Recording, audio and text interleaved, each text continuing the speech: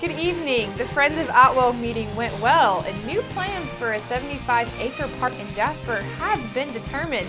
An inform you, of course, don't want to miss, and your local stories, sports, and weather are coming up here on the 18 WJTS News.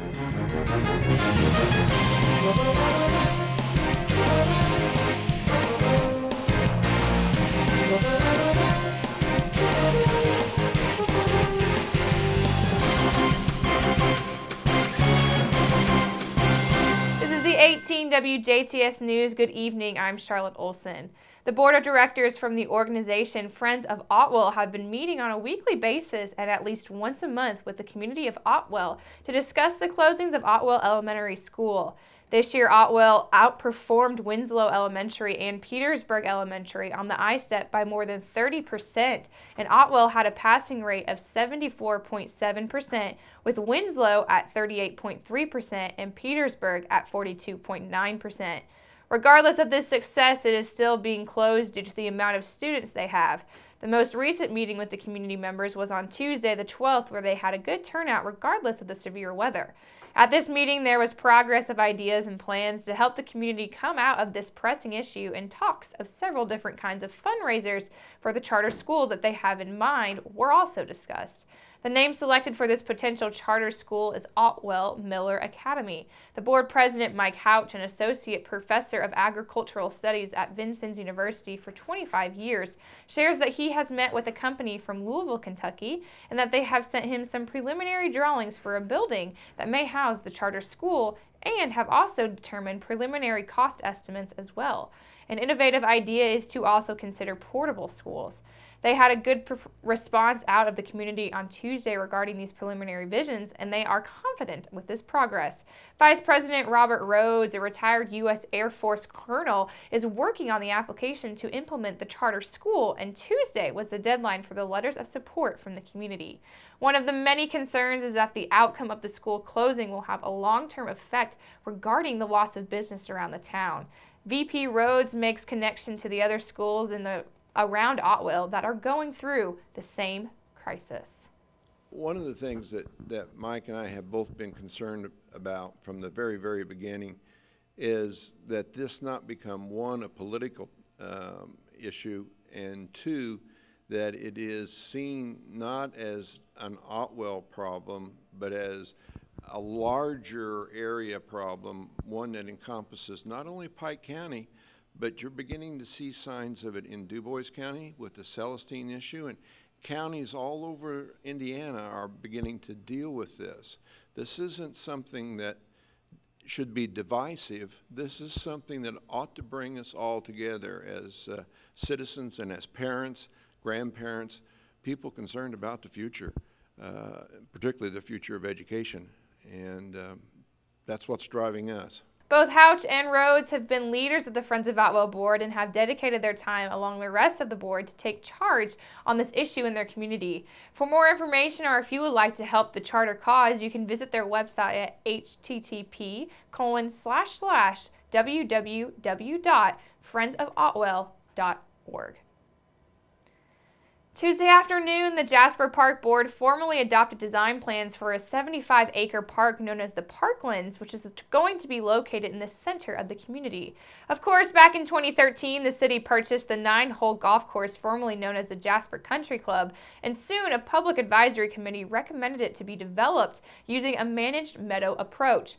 This week, the Jasper Parks Board announced that the acquisition of the adjacent 25 acres of woodland and the initial general design. A team led by Evansville-based Hafer Associates and Indianapolis-based Rundle Ernstenberger described that the Parklands as a nature-based destination park for all ages. Jasper Military Sites calls the endeavor's efforts that will set the tone for the city of Jasper for the next 50 years, if not longer.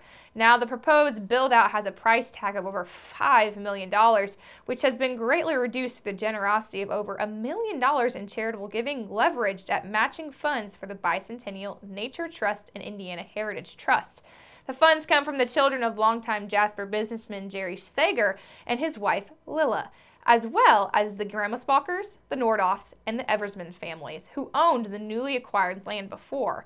A $20,000 gift from the Dubois County Community Foundation was also announced, along with a $600,000 park endowment. The Parklands of Jasper design next goes to the Jasper Common Council for additional funding considerations. A Du Bois pair was taken into custody after an alleged hit-and-run accident reported to police Wednesday evening turned out to be bogus. After a 7:15 Wednesday night, Indiana State Police were called to a reported hit-and-run at Jasper Du Bois Road and County Road 300 North.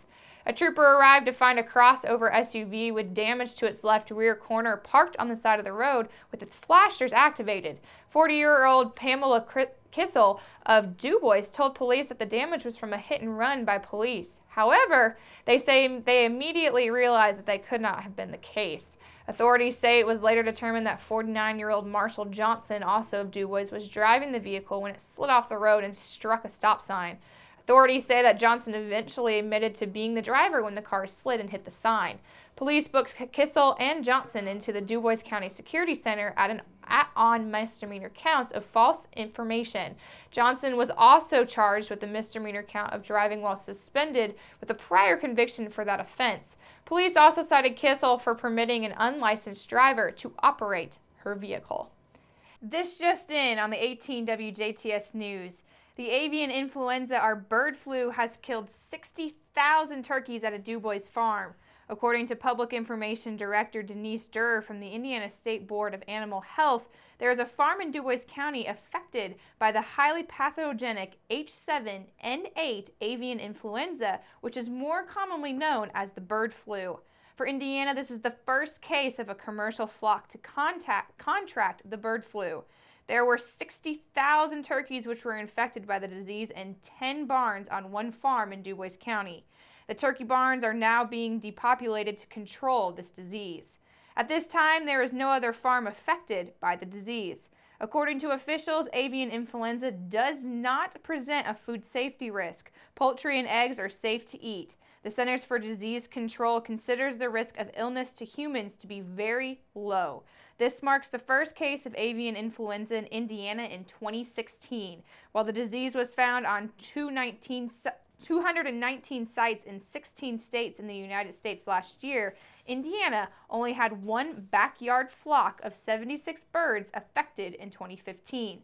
The event marks the first case in a commercial flock in Indiana. While the Center for Disease Control considers the risk of illness to humans to be very low, backyard poultry owners are encouraged to be aware of the signs of avian influenza in their flock and to report illness and/or death to the United States Department of Agriculture, the USDA, Healthy Birds Hotline at 866-536-7593. Callers will be routed to a state or federal veterinarian in Indiana for case assessment. Indiana's poultry industry ranks 4th nationally in turkey production, 1st in duck production, 3rd in eggs, and is a significant producer of broiler chickens. The poultry industry employs more than 14,000 Hoosiers and is valued at $2.5 billion. And once again, officials stress that this illness affects birds and not humans. Keep it here because up next we're going to take a look at that weather summary.